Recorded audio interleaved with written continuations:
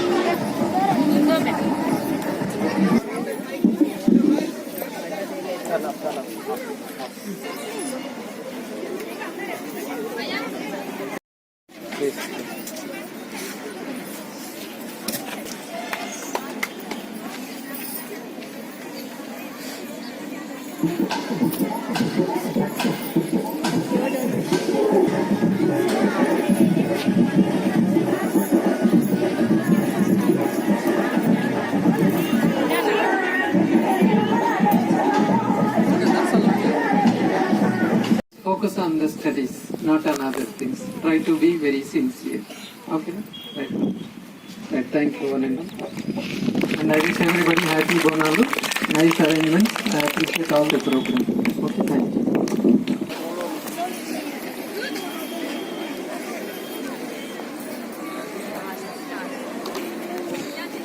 ఇప్పుడు మనందరం కలిసి వందే మాతర గేయాన్ని పాడదాం.